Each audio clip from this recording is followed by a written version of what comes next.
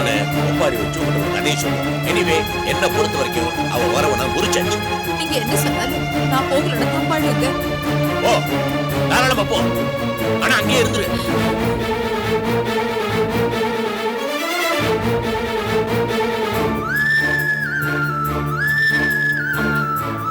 நீ அப்பா கூட இத்தனை வருஷம் குடும்பம் நடத்துனதுக்கு உனக்கு கோயில் தாமா கட்டணும்.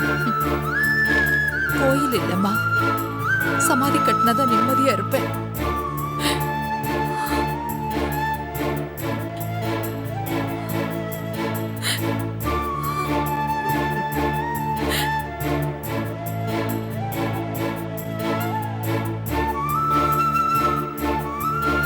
அத்தை, வாழ வேண்டியவங்க நீங்க இப்படி எல்லாம் பேசலாமா? மாமா கோவத்தை பத்தி உங்களுக்கு தெரியாதா? இவர் கோவத்தால என்னென்னவோ நடக்குது. எந்த உறவு எப்படி போகுதுன்னே தெரியல. இப்ப என் பொண்ணு அனிதாவோட வாழ்க்கை கேள்விக்குறியா இருக்குதே. அத்தை, மாமா கோவத்தை குறைக்க பாப்போம். அவர் இந்த முடிவுல மாறலனாலும் அனிதாவை பத்தி நீங்க கவலைப்படாதீங்க. நான் முதல்லயே சொன்ன மாதிரி ஷாம் பத்தி யோசனை பண்ணி பாப்போம். இத பத்தி நான் பேச முடியாது. மாமா கிட்ட நீங்க பேசி அவர் கோபத்தை குறைக்கலாம். பிரச்சனைக்கு ஒரு முடிவு பண்ணலாம். வேண்டாமா, அவரை மாதிரி நாமளும் அவசரப்படக்கூடாது. தங்கச்சி மேல அவருக்கு இருக்கிற கோபம் நாளைக்கே மாறலாம், இல்ல 4 நாள் கழிச்சு கூட மாறலாம். இன்னைக்கு எதிரும் புதிருமா இருக்கிற அண்ணன் தங்கச்சிங்க நாளைக்கே ஒண்ணு சேர்ந்துடலாம். ஆனா நடுவுல இருக்கிற நாம தான் வேண்டாதவங்களை ஆயிடுவோம். அதனால அவசரப்பட்டு எதையுமே பேச வேண்டாமா. இந்த அபிராமி தம்பி மேட்ரு வந்தா மட்டும் ராஜேஸ்வரிக்கு கரெக்டா கட் பண்ண தெரியுது. இருக்கட்டும், நான் பாத்துக்கிறேன்.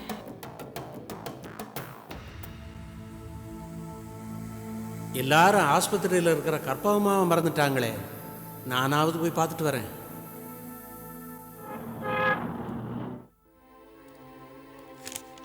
இந்த மெடிசன் எடுத்துட்டு வாங்க. சொல்லுங்க டாக்டர், நான் அம்மாவை டிஸ்சார்ஜ் பண்ணி வீட்டுக்கு கூட்டிட்டு போலாமா? நான் ஏன் சொல்றேன்னா, ஒருவேளை இந்த சூழல் மாறி வீட்டில இருந்து அவங்க சீக்கிரமா குணமாயிடலாம் இல்லையா? ஹாஸ்பிட்டலோட வீடு சேஃப் இல்ல, அதனால இங்கே இருக்கணும்னு சொல்லல. அவங்களுக்கு பிபி இன்னும் நார்மல் ஆகல. 2 நாள் வச்சு பார்த்துட்டு அப்புறமா சொல்றேன். சரி தினேஷ், இப்போ உங்க அம்மாவுக்கு இடமாற்றம் தேவையில்ல, மனமாற்றம் தான் தேவை. உங்க அம்மா மனசுல நிறைய கவலையினால பயம். அந்த பயத்தினால உங்க அம்மாவுக்கு பிபி நார்மலுக்கு வரவே இல்லை. அதை போக்குறதுக்கான வழியை பாருங்க. Okay okay, thank you.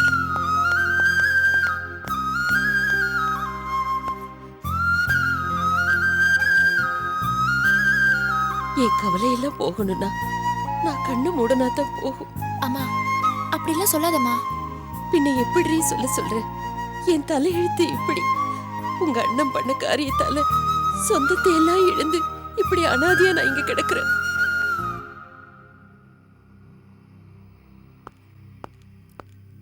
உள்ள வரலாங்களா? வாங்க. வணக்கம்மா. இந்தாங்க. இதெல்லாம் எதுக்கு? வாங்க ராஜு, உங்களுக்காவது இங்க வர்றதுக்கு வழி தெரிஞ்சது. நல்லா இருக்கீங்களா? எனக்கு என்னம்மா, உங்க அண்ணன் புண்ணியத்துல நல்லாவே இருக்கேன். எங்க அண்ணன் புண்ணியத்துல நான் இங்க ஆஸ்பத்திரியில கிடக்குறேன். அப்படிலாம் சொல்லாதீங்கம்மா. வேற எப்படி சொல்றீங்க? என் புருஷன் போனதுமே என் பாதி உயிர் போயிடுச்சு. என் பிள்ளைக்காகவும் என் பொண்ணுக்காகவும் தான் இருக்கேன். என் பையனுக்கு கல்யாணத்தை செஞ்சு என் பொண்ணை கரை சேர்த்துட்டு நான் கண்ணை மூடலான்னு பார்த்தா என் கண்ணை இப்பவே என்ன அனுப்பிச்சிடுவார் போல இருக்கு. என்ன உங்க மேல பாசம் இல்லாம இருக்குமாம்மா? பாசம் இருந்திருந்தா என்ன பார்க்க வந்திருக்கணும்ல, வரலையே. எங்க அண்ணன் தான் என்ன அன்னைக்கே தலை முழுகிட்டாரு. நீர் அடிச்சு நீர் விலகுமாம்மா. நீங்க உங்க கவலையை பத்தி பேசுறீங்க, அங்க 1008 கவலை, ஆளாளுக்கு பிரச்சனைகள், நிம்மதிங்கிறதே இல்ல. மனக்குழப்பம், போராட்டம்.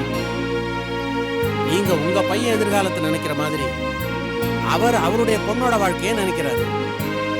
காலப்போக்கில் எல்லாமே சரியா போயிடுமா. எல்லாரும் கண்டிப்பா வந்து உங்களை பார்ப்பாங்க. மனசை தைரியப்படுத்திங்கம்மா. இன்னும் உங்க பேச்ச தெய்வ வாக்கா நம்புறேன். நீங்க தூங்கி ரெஸ்ட் எடுங்கம்மா. நான் தம்பியோட கொஞ்சம் பேசுறேன். தூக்கம் எங்க வருது? நீங்க அவனுக்கு கொஞ்சம் புத்திமதி சொல்லுங்க. ஐயோ, பெரிய பெரிய வார்த்தையெல்லாம் சொல்லாதீங்கம்மா. புத்திமதி சொல்ற அளவுக்கு நான் பெரிய மனுஷன் இல்லை. தம்பி, இப்ப நான் இங்க வந்திருக்கிறது உன்னுடைய கல்யாண விஷயத்தை பத்தி பேசுறதுக்காக இல்லை. உங்க அம்மா எழுந்திருச்சு நடமாடுமா வேணாமா? நடமாடுவாங்க, நிச்சயமா நடமாடுவாங்க. அது முக்கியம்னு தெரிஞ்சா நீங்க கௌரவத்தை பார்க்கக்கூடாது. உங்க மாமா கோபம் உங்க அம்மா மேல இல்லை, உங்க மேலதான். மனுஷங்க எல்லாருமே தப்பு பண்றவங்க தான் தம்பி. ஆனா அந்த தப்பை உணரணும். இப்ப நீங்க உணர்ந்திருப்பீங்கன்னு நினைக்கிறேன். நிச்சயமா. தம்பி, இதை பாருங்க, நேரா நீங்க உங்க மாமாட்ட போங்க. நான் பண்ணினது நடந்துகிட்டது எல்லாமே தப்பு தான். இனிமே நான் அந்த தப்பை பண்ண மாட்டேன். நான் திருந்திட்டேன். இனி உங்க மனசுல வர மாதிரி நடந்துக்கவே மாட்டேன். அனிதாவை கண்கலங்காம வச்சு காப்பாத்துவேன் அப்படின்னு மனசு விட்டு பேசுங்க. மன்னிப்பு கேளுங்க. ஏன் காலில் விழுந்தா கூட தப்பு கிடையாது. ஏன்னா அவங்க உங்க அம்மா வந்து பார்க்கணும் இல்லையா? சரி, நீங்க சொல்ல மாதிரி நான் அவரை போய் பார்க்கறேன். ஆனா நிச்சயமா அவர் வந்து எங்க அம்மா பாப்பாரா? அவர் கோவக்காரரா இருந்தாலும் குணமுள்ளவர், பாசமுள்ளவர் தம்பி. கண்டிப்பா உங்ககிட்ட பேசுவாரு, மன்னிச்சுடுவாரு. ஆனா இனிமே நீங்க ஒழுங்கா நடந்துக்கணும் தம்பி. ஆமாண்ண, அவ சொல்றத கேளு. அதான் எனக்கும் சரின்னு தோணுது. நமக்கு அம்மா தானே முக்கியம். என்ன விடுங்க. எங்க அண்ணன் கோவம் தணிஞ்சா போதும். நீங்க நல்லா இருப்பீங்க. ராஜி சொன்ன மாதிரி உடனே செய்யுங்க. அம்மா, நீங்க கவலைப்படாதீங்க. நான் போய் பேசிட்டு வந்துடுறேன். சரியா? அர்ச்சனா, நீ பாத்துக்க. இன்னும் என்னம்மா அழுக? கவலையை விடுங்க. இனிமே உங்களுக்கு நல்ல காலம்தான். போயிட்டு வரம்மா. வரம்மா.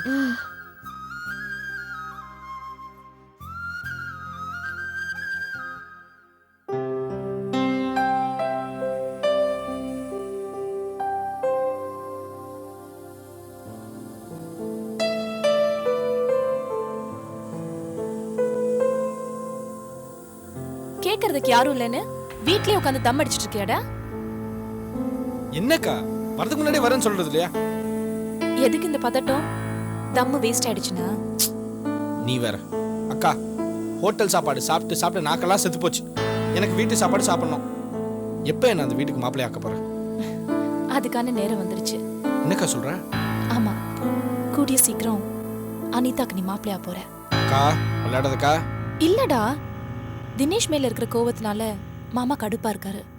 அவங்க சம்பந்தமே வேணான்னு அவங்க அம்மா கிட்டே சொல்லிட்டாரு. அந்த அம்மா இப்போ ஹாஸ்பிட்டல்ல. இந்த நேரம் பார்த்து சாந்தியும் கார்த்திக்கும் அத்தை கிட்ட உன் பேரை ப்ரப்போஸ் பண்ணிருக்காங்க. சாந்தி மனசுல அந்த அளவுக்கு இடத்த பிடிச்சிருக்க. எப்படி உன்னால இவ்வளவு நல்லவனா நடிக்க முடிஞ்சது? அதெல்லாம் ஐயாவோட திறமைக்கா. யாரோட பிளட்டு? ஆனா அந்த ராஜேஸ்வரி இருக்காளே, என் மாமியார், அவ தான் ஸ்பீட் பிரேக் போடுறா. நானும் மாமா கிட்ட டைரக்டா பேச முடியாது. மாமாவுக்கு சாந்தியை பிடிக்காது. அதனால இவங்க தான் பேசி ஆகணும். அந்த கிழவியை நான் பேச வைக்கிறேன். பேசல வாயை கிழிச்சிடுவேன். எதை செஞ்சாலும் கொஞ்சம் சீக்கிரம் செய்யக்கா. அடிக்கடி கல்யாண ஆசை வேற கிளப்பி விட்டுட்டே இருக்கீங்க. இந்த அர்ஜுன் பையன் வேற நடுவில் வந்து மறைச்சிக்கிட்டே இருக்கான். அவனை விடுறா. இத பாரு ஷாம், உனக்கு நல்ல நேரம் ஆரம்பிச்சிருச்சு. தினேஷ் மேல மாமாக்கு இருக்கிற கோவம் உனக்கு சாதகமாயிட்டு இருக்கு. நிச்சயமா அவர் உன்னை மாப்பிள்ளையா ஏத்துப்பாரு. நிச்சயதார்த்தத்திலே கொஞ்சம் மிஸ் ஆயிடுச்சு. அந்த ஃபீலிங் வேற அவருக்கு இருக்கு. கண்டிப்பா அவர் உன்கிட்ட பேசுவாரு. பேசலன்னா பேச வைப்பேன். ஆனா அதுக்காக அவர் வந்து பேசின உடனே சம்மதத்தை சொல்லிடாத. பின்ன மாப்பிள்ள வந்தா காமி, பிகு பண்ணு. நிச்சயதார்த்தத்துல எனக்கு நடந்தது அவமானம்னு கத்து. உன்னை சம்மதிக்க வைக்க சொல்லி எல்லா பெருசும் ஏன் கால்ல விழணும். அப்பதான் ஷாம் நம்ம குடியேற்ற முடியும். this is smart move. அக்கா, இது மட்டும் நடந்துச்சு வச்சுக்கேன். I'll be on Mars கா. டேய்,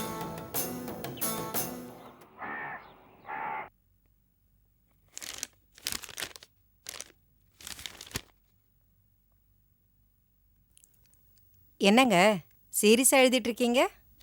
கல்யாணத்துக்கு யார் யாருக்கு பத்திரிகை கொடுக்கணும்னு ஒரு லிஸ்ட் ரெடி பண்ணிக்கிட்டு இருக்கேன். அவசர அவசரமாக பத்திரிகை கொடுக்கும்போது முக்கியமானவங்கள மறந்து போயிடுவோம். அதான் முன்ஜாகிரதையா இந்த ஏற்பாடு. எப்படி?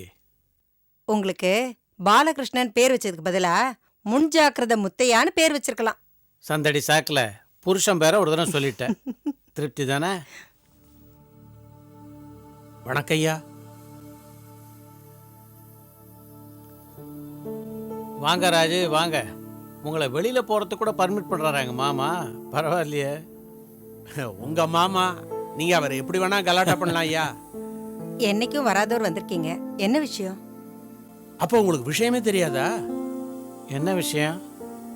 தினேஷ் ஒரு அம்மாவுக்கு நெஞ்சு வலி வந்து ஆஸ்பத்திரியில் சேர்த்துருக்காங்க. இப்போதான் போய் பார்த்துட்டு வரேன். ஆமாம்மா, அர்ஜுன் சொன்னான். உங்கள் முதலாளி வீட்டில் எல்லாரும் போய் பார்த்தாங்களா? நீங்கள் வேற. ஐயா பேசின பேச்சால தானே அந்த அம்மாவை ஆஸ்பத்திரியிலே கொண்டு சேர்த்தாங்க. அவரும் போய் பார்க்கல, உங்கள் அக்காவையும் பார்க்க விடலை.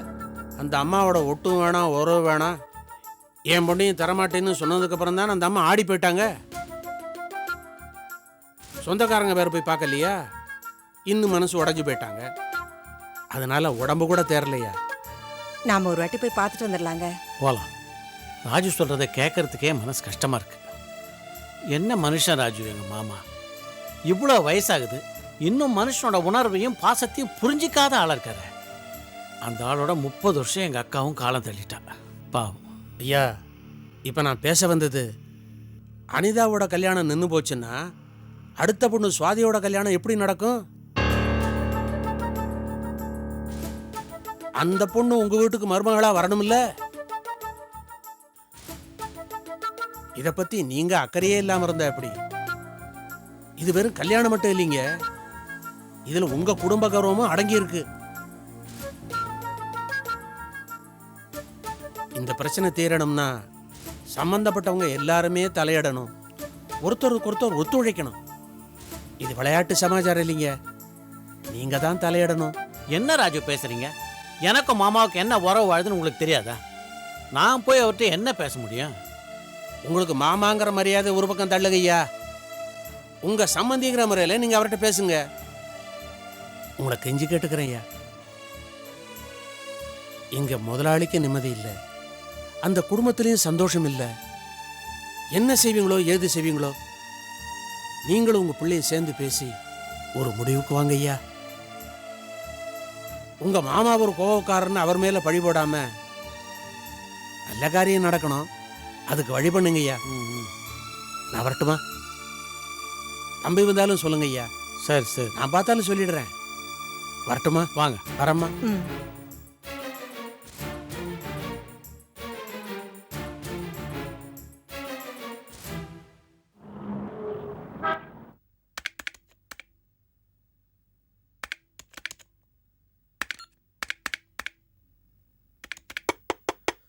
Come in.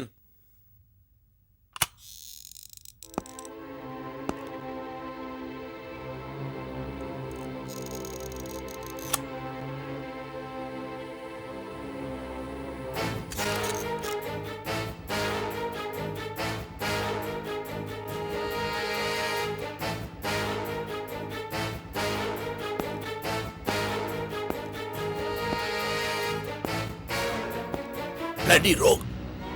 யார கட்டிக்கு வந்து போவலியே? டேய் மதன், மதன். மாமா, you shut up. Hello. Yes sir. ஏன் கண்டவங்க எல்லாம் என் ரூமுக்குள்ள வரீங்க? சார், அவர் உங்க மருமக. அவன் என் மருமகன், நான் உங்ககிட்ட சொன்னேனா? Sorry sir. இடியட். மாமா ப்ளீஸ் ஷட் அப். தயவு செஞ்சு யாரையும் திட்டாதீங்க. நான் இப்போ வந்திருக்கிறதுக்கு காரணம் காலில் விழுந்து மன்னிப்பு கேட்கறதுக்கு தான். நான் உன்னை மன்னிக்க தயாரில்லை. Please don't waste my time. ஆபீஸ்ல வந்து பர்சனல் மேட்டர்ஸ் பேசுறது எனக்கு பிடிக்காது. மரியாதையை வெளியே போய். போறேன் மாமா, ஆனா அதுக்கு முன்னாடி நான் சொல்றதை தயவு செஞ்சு கேளுங்க. நான் உங்களை பார்க்கறதுக்காக நேரா வீட்டுக்கு தான் போனேன். ஆனா நீங்க ஆபீஸுக்கு கிளம்பி போயிட்டீங்கன்னு கேட்லயே தெரிஞ்சு போச்சு. அதான் உங்களை பார்க்க இங்க வந்திருக்கேன். மாமா, உங்க காலை பிடிச்சி மன்னிப்பு கேட்கிறேன் மாமா. இல்ல இல்ல, இனிமே என்னால உங்களுக்கு எந்த தொந்தரவும் வராது. ஏதோ இவ்வளவு நாள் நான் அல்பமான விஷயத்தை தான் நிரந்தரமான சந்தோஷம் நினைச்சு வாழ்ந்துட்டு இருந்தேன். ஆனா இப்ப திருந்திட்டேன் மாமா, எனக்கு புத்தி வந்துருச்சு. நாய்வால நிமித்த முடியாது. உங்க அம்மா உனக்கு சொல்லி கொடுத்தது அப்படியே வந்து என்கிட்ட ஒப்பிக்கிறேல்ல? இதுக்கு மயங்கி என் மகளை உனக்கு கட்டி கொடுப்பேன் கனவு காண்றியா? நடக்கவே நடக்காது. ஐயோ இல்ல மாமா, நான் உங்க வீட்டுக்கு மருமகன் ஆகணுங்கிற ஆசையில இங்க வரல. ஹாஸ்பிட்டல்ல எங்க அம்மாவுடைய நிலைமை ரொம்ப மோசமா இருக்கு. நீங்க என்ன மன்னிச்சு அவங்கள வந்து பார்க்கலன்னா நிரந்தரமா அவங்க என்னை விட்டு போயிடுவாங்க. ப்ளீஸ் மாமா, நீங்க வந்து பார்க்கணும், எங்க அம்மாவை பார்க்கணும், அவங்க பழைய நிலைமைக்கு வரணும். ப்ளீஸ். இந்த டிராமா எல்லாம் இங்க வேண்டாம். இந்த மாதிரி பசுப்பு வார்த்தை பேசி என் மனசை மாத்த முயற்சி பண்ணாத. டேய், என்ன பொறுத்த வரைக்கும் உன் மேல இருந்த நம்பிக்கையை நீயே இழந்துட்ட. மனுஷனடா நீ? உன்னெல்லாம் உறவுக்கார பையன் சொல்லிக்கவே வெக்கமா இருக்கு. நிச்சயம் பண்ண பொண்ணு கைப்பிடிச்சு இருக்கிற, வேலைக்கு வந்த அப்பாவி பொண்ணு தப்பான தொழில் கூப்பிடுற மனுஷனா நீ? பண்ணவடிய ரெடி ரோக்.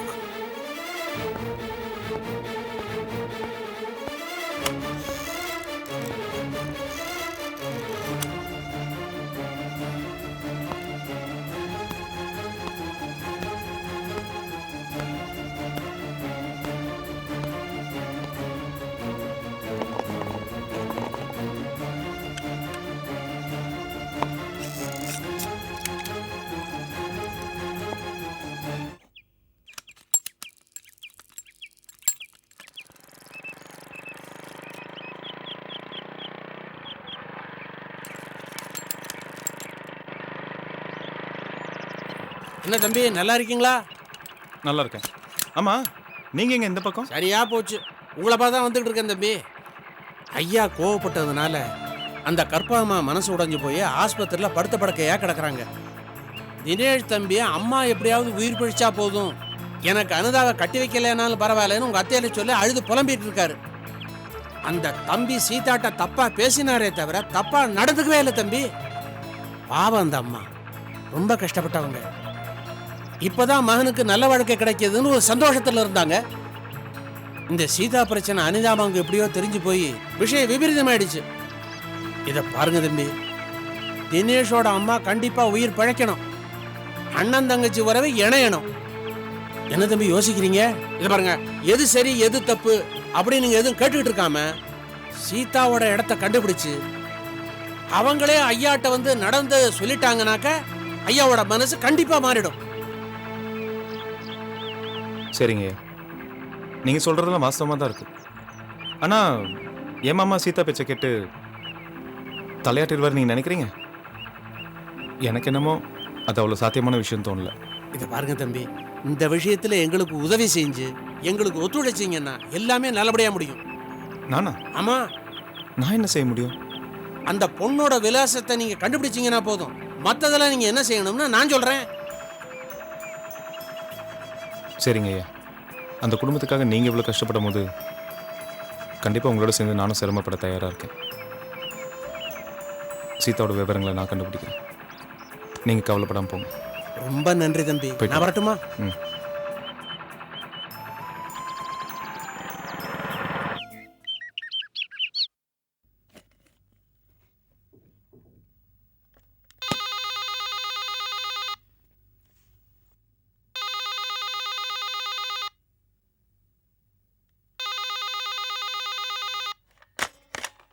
ஹலோ. ஹலோ மாமா, நான் ஹாஸ்பிட்டல்ல இருந்து அர்ச்சனா பேசுறேன் மாமா. என்ன மாமா, அம்மாவுக்கு ரொம்ப உடம்பு சரியில்லை மாமா, மூச்சு விடுறதுக்கே ரொம்ப கஷ்டப்படுறாங்க. எனக்கு ரொம்ப பயமா இருக்கு மாமா.